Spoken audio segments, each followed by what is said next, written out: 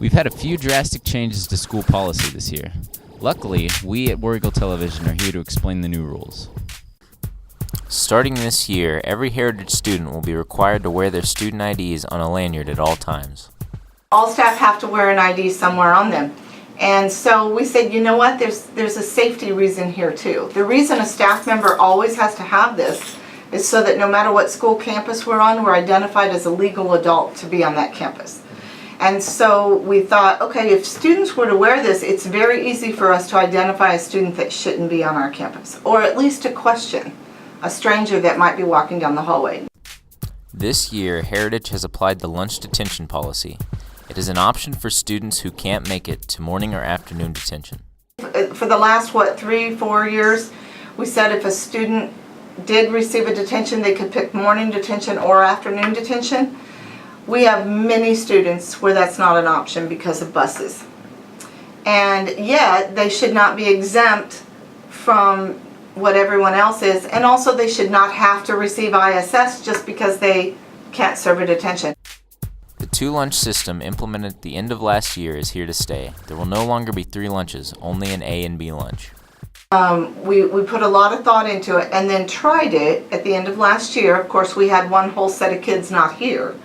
We tried it. We worked with the cafeteria staff. They wanted 2 lunches because for preparation purposes for the last 6 years, they had no time in between lunch. The biggest reason of all is with 3 lunches, there's always a class that is split.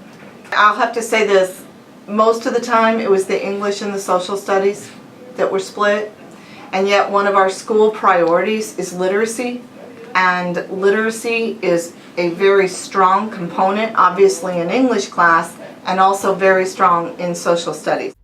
The pickup and drop-off locations of the cars and buses have been swapped. Now, the bus line is in the front of the school, and the cars pick up in the back. Streets in the back that the buses used to come in on. We thought that was a pretty good idea to do that.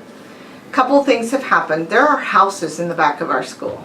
So when the buses are here, they cannot go in and out of their driveway. They also are real streets in the back, 6th Street and 7th Street.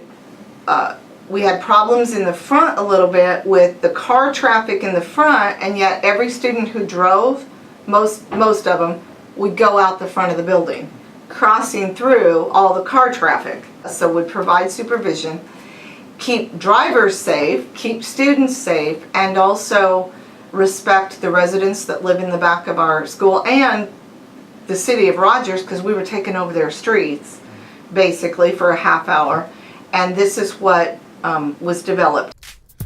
Incoming freshmen will no longer be placed in the freshman academy. Instead, new freshmen will be placed in the academy of their choice. The reason it was gone is because the state and the district agreed to have career orientation as an 8th grade class for all 8th graders. Prior to 2 years ago, it was a choice. 8th graders could take it if they wanted. So all 8th graders take career orientation every day the whole year. So we went down, administrators went down and talked to the career orientation teachers at Lingo and Oakdale. They are doing so much to at least prepare their mind for a possible career, not exactly, but maybe something in public service, maybe something in science, that kind of thing.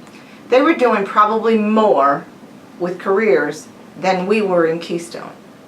And so we asked those teachers, do these kids pretty well know? And one teacher in particular said, absolutely they know. And to hold them back a year and say you can't go till you're in 10th grade, it would almost be a disservice. In past years, students could get 3 tardies before receiving a detention, but starting this year, you will receive a detention upon your second tardie. Students knowing they could have 3 tardies, well, 3 tardies in every class is being tardy to class 21 times in a quarter, in 9 weeks. That's a lot.